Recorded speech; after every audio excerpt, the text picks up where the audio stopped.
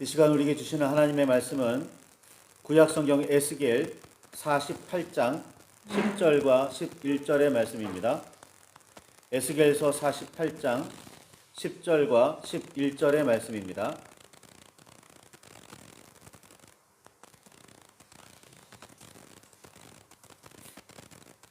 구약성경 1229쪽입니다.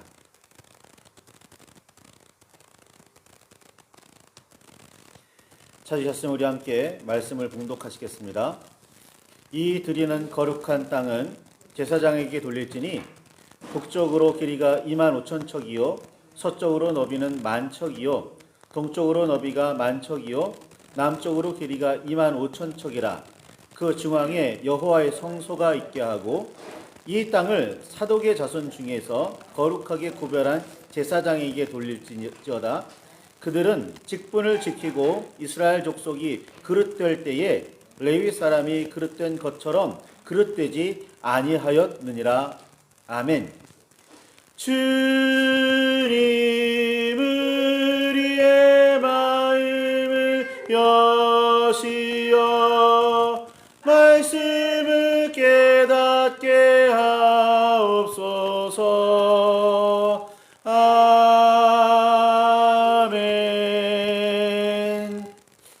주님의 사랑과 그 크신 은혜가 저와 여러분 안에 가득하기를 소망합니다.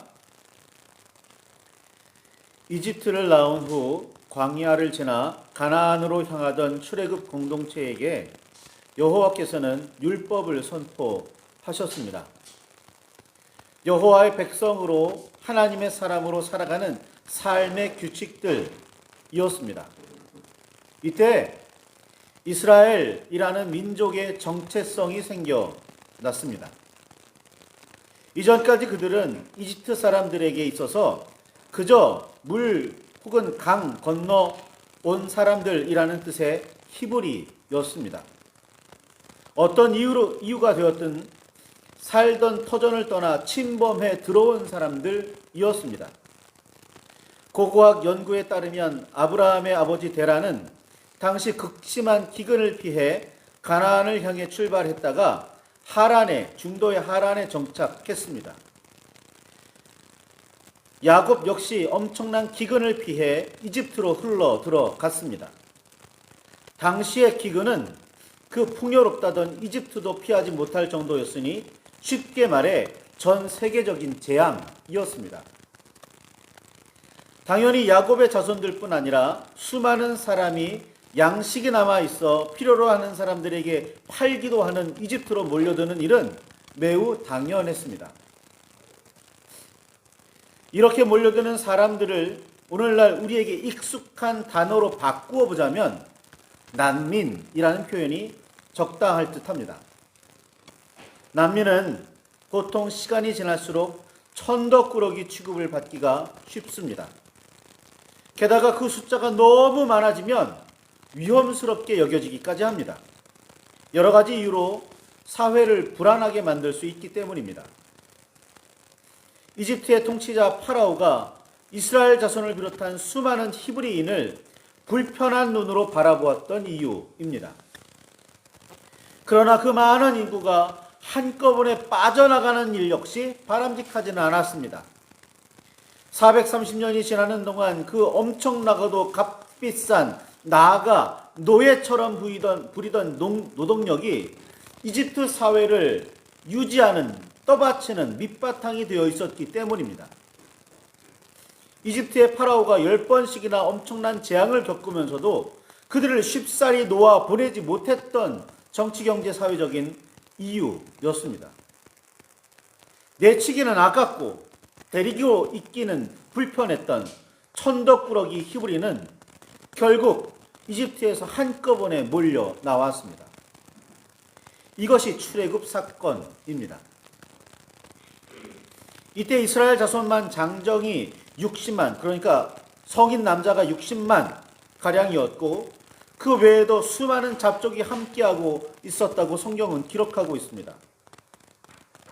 이들은 어린 양의 피를 문 주변에 발라 재앙을 피했던 사람들이었으니 모두 모세를 통해 전해지는 여호와의 음성에 귀를 기울이고 있었다고 할 수 있습니다. 그 중에는 이래저래 우왕좌왕하는 사이에 떠밀려서 그렇게 했던 사람들도 없지는 않았으리라 여겨집니다. 그런 그들에게 여호와께서는 시내 광야의 한 산에서 놀라운 위엄을 드러내 보이시며 율법을 주셨습니다. 단지 야곱의 후손들에게뿐만 아니라 함께 따라 나온 모든 잡족들에게도 같이 주신 말씀입니다. 야곱, 즉 이스라엘의 자손이 주축이기는 했으나 수많은 잡족이 함께 있던 히브리 공동체는 이때부터 여호와의 백성으로서 제사장의 나라가 되고 거룩한 백성으로 거듭나게 되었습니다. 우리가 잘 알고 있는 갈렙이 대표적인 잡족 출신입니다. 갈렙의 아버지 여분네를 성경은 그니스 혹은 그나스 사람이라고 기록했습니다. 유다 지파를 대표해 가나안을 정탐했던 갈렙의 출신을 굳이 그렇게 말했습니다. 유다 지파라는 사실만으로는 부족했을까요? 그나스라는 이름은 에서의 자손 중에서 일어났던 족장 중에 찾을 수 있는 이름이었습니다. 이 기록대로라면 갈렙은 야곱, 즉 이스라엘의 후손이 아니었습니다. 에서의 후손이죠. 또한 그리스라는 이름은 이스라엘이 차지해야 할 가나안 여러 족속 중 하나에서 그 이름을 찾아볼 수도 있습니다. 이 기록이 사실이라면 갈렙은 아예 아브라함의 후손도 아닙니다. 기근을 피해 이집트로 흘러들었던 일부 그니스 사람의 후손 중 하나일 뿐입니다.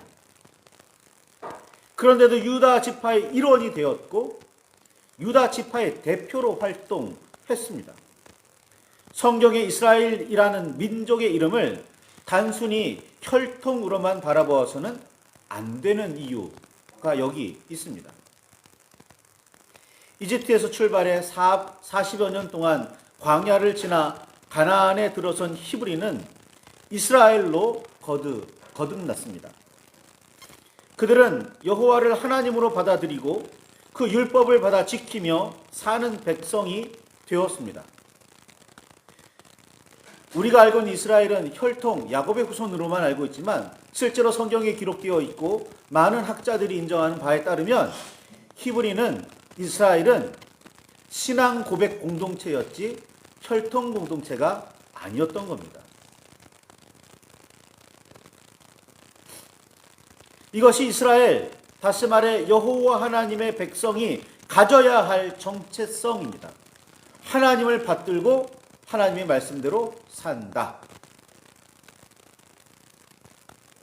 그러나 여호와께서 직접 부여해 주신 이런 정체성을 여호와의 백성이라는 이스라엘은 하나님께서 약속으로 주신 가나안에서 지켜내지 못했습니다. 그렇게 하려고 굳이 힘쓰지도 않았습니다. 사사들과 왕들을 비롯한 통치자들이나 백성들이나 가나안의 전통과 신들을 받아들였고 섬겼으며 여호와를 떠났고 버렸습니다.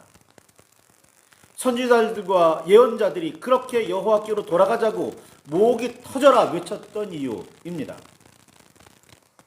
성경을 읽고 있으면 이스라엘 백성과 그들을 다스렸던 사람들이 여호와를 떠나 우상을 섬기며 여호와의 율법을 버리고 세속의 욕망을 따랐다고 생각하는 경향이 있습니다. 그냥 단지 백성들만 그랬다고 생각하는 경향이 있어요. 그러나 우리가 아는 예언자들이나 선지자들의 목소리를 우리는 성경을 통해 듣고 있으면서 적어도 예언자들이나 선지자들은 달랐으리라 생각합니다. 그러나 우리가 아는 예언자들과 선지자들도 여호와께로부터 사명을 받은 하나님의 사람이라고 주장하는 수많은 무리 중 일부였을 뿐임을 분명히 알아야 합니다. 특별히 성소를 관리하는 거룩한 직분을 받았던 레위 지파, 그중 대대로 제사장의 직분을 수행하도록 세워진 아론의 후손들도 대부분 타락했습니다. 여호와께 제사하는 성전에 다른 신의 우상들을 들여놓고 그들을 제사하기 위해 제기들을 마련하는 일을 그 아론의 후손들 제사장들의 도움이 없었다면 성전 안에 그걸 놓는 게 가능했을까요? 오히려 앞장서서 여호와께 제사하는 동시에 우상을 섬기기도 했습니다. 여호와 율법과는 상관없이 세속적인 욕망을 따르며 여호와의 백성을 미혹하며 일부러 다른 길로 이끌기도 했습니다. 그런 예와 근거가 너무나 많아서 일일이 성경 구절을 구체적으로 제시하기가 어려울 정도입니다. 백성뿐 아니라 제사장들도, 예언자나 선지자라는 사람들도 제 본분을 버리고 지키지 않았습니다. 이런 총체적인 난국이 120여 년의 간격을 두고 이스라엘이 아수르에 의해서, 유다가 바벨론에 의해서 멸망한 이유였습니다. 그리고 재주가 있거나 유력한 사람들은 대부분 각각 갈대아 지역, 즉 제국이 차지하고 있었던 메소포타미아 주변에 포로로 끌려갔습니다. 아수르나 바벨론 그리고 페르시아 제국에 살면서 그들 대부분이 또 그 자리에서 적응하며 살았습니다. 적응하며 살았다는 말은 그 문화에 동화되었고 아수르나 바벨론 페르시아 제국이 섬기던 신을 섬겼다는 뜻입니다. 에스겔이나 에스라와 느헤미야, 다니엘 같이 여호와를 잊지 않고 굳게 섬겼던 사람들은 그리 많지 않았습니다. 이는 포로로 끌려갔던 사람들의 후손들과 포로에서 풀려나 예루살렘과 유다로 돌아왔던 사람들을 통해서도 잘 알 수가 있습니다. 모르드게와 에스더 같은 사람들은 돌아가지 않은 대표적인 사람들이었습니다.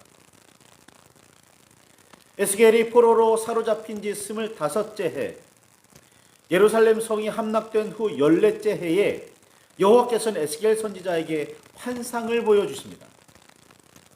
환상 중에 이스라엘 땅의 한 높은 산 위로 에스겔을 데려가신 여호와께서는 한 성읍과 그 안에 있는 성전을 보여주셨습니다.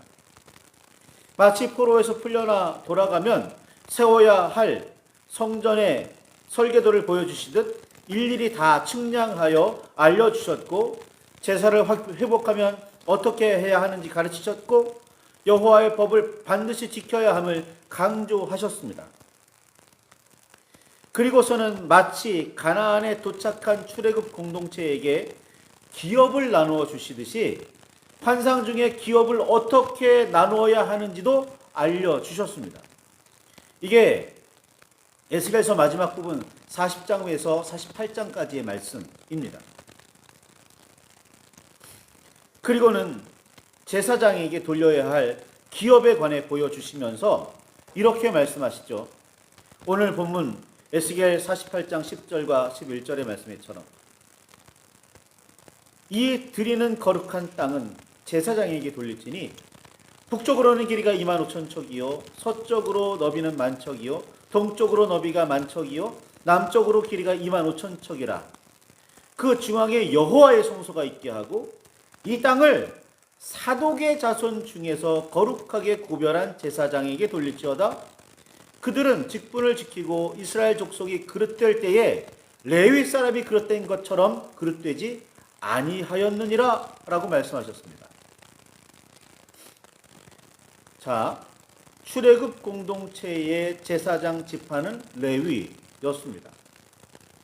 그 중에서도 아론의 후손들만 제사장의 직분을 가질 수 있었고, 나머지 레위 지파는 성소와 거기에 사용되는 물품의 관리를 맡았습니다. 그런데 바벨론 포로에서 돌아갈 백성들은 제사장을 세우는 데 있어서 레위 지파 중에서도 사독의 자손만이 담당하게 하셨습니다. 아론의 후손을 굳이 찾아내서 그 아론의 후손들에게 맡겨라 말씀하지 않으시고, 그 레위 지파 중에서도 유독 사독의 자손들만 꼭 집어서 그들에게 제사장을 맡겨라 말씀하십니다.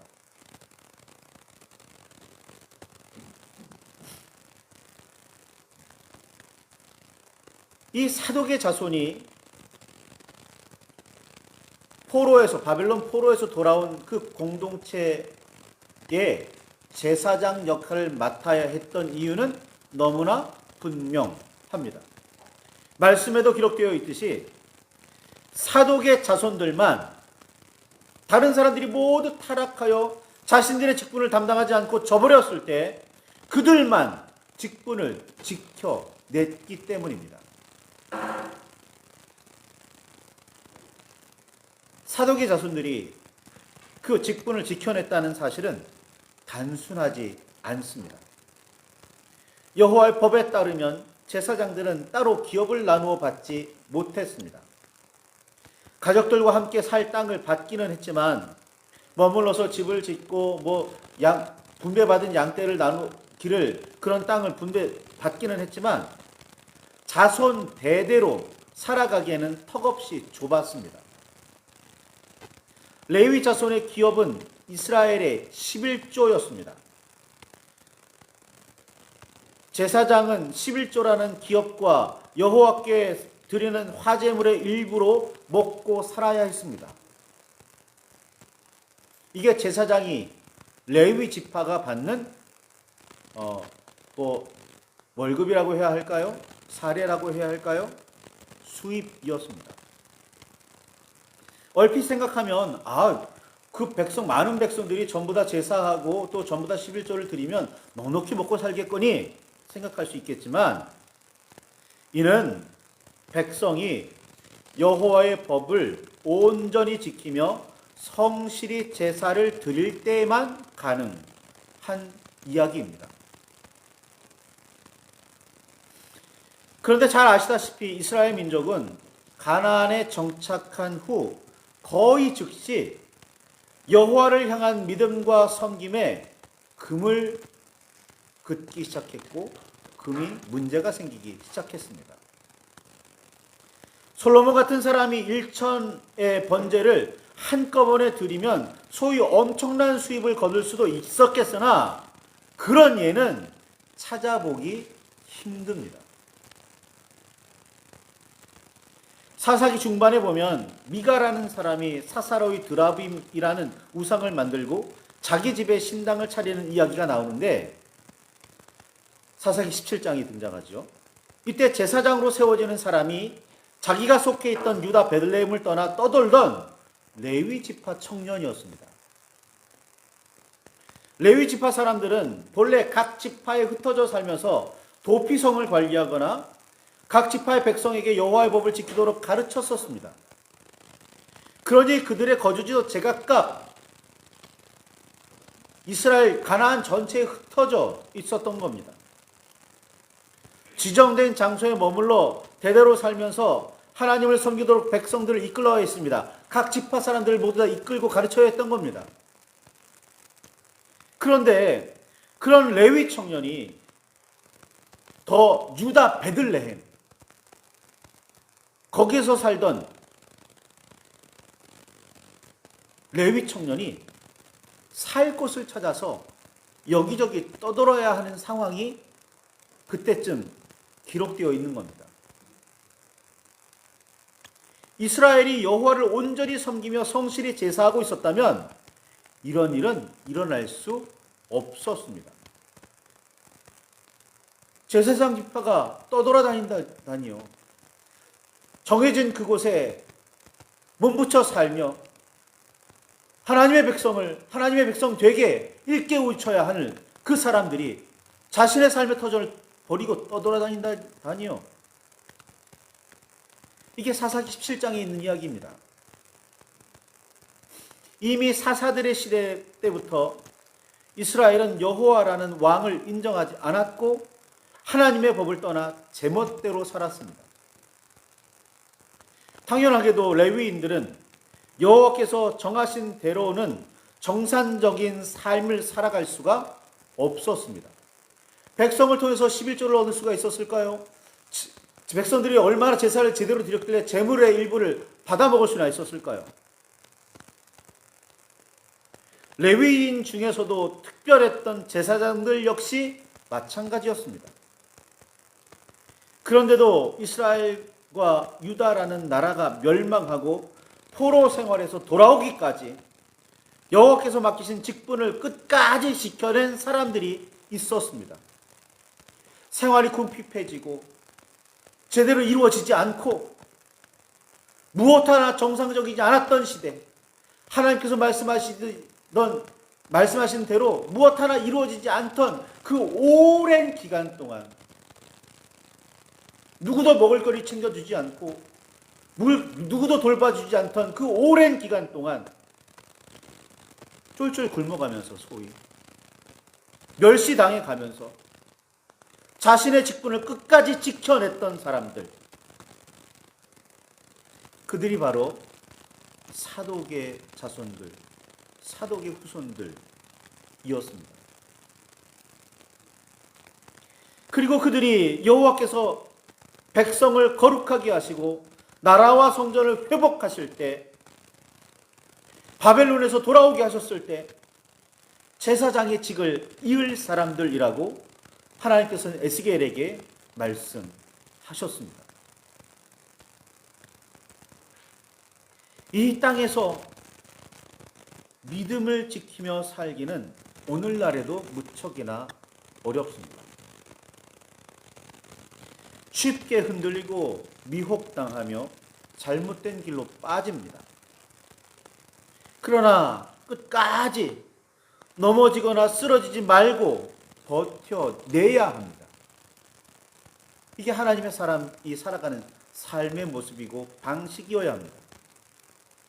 끝까지 하나님께서 맡기신 그 직분, 맡은 그 직분을 온전하고 성실하게 감당해내야 합니다.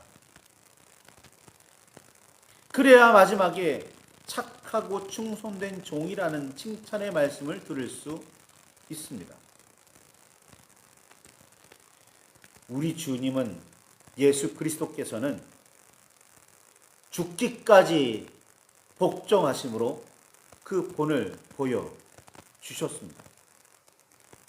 하늘의 복음을 전하셨고 약한 자와 가난한 자를 찾아가셨고 그들의 친구가 되셨습니다. 주님께로, 아버지께로 돌아오라고 그렇게 외치셨고, 따르지 않는 사람들 때문에 그들의 핍박에 결국 십자가 위에서 목숨을 내놓으셔야 했습니다. 그리고 그럴 목적으로 이 땅에 오셨습니다. 예수님은 그렇게 우리에게 하나님의 사람의 삶의 본을, 그리스도인으로서의 삶의 본을 보여주셨습니다.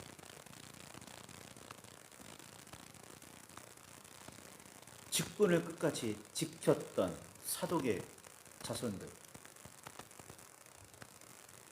아버지의 기대를 끝까지 지켜냈던 예수님의 그 십자가를,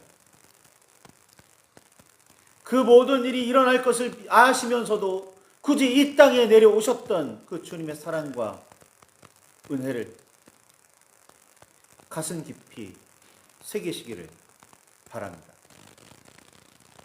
말씀을 붙들고 깊이 묵상하시며 기도하실 때 주님의 사랑이, 그 은혜가 우리 가운데 넘치기를 소망합니다.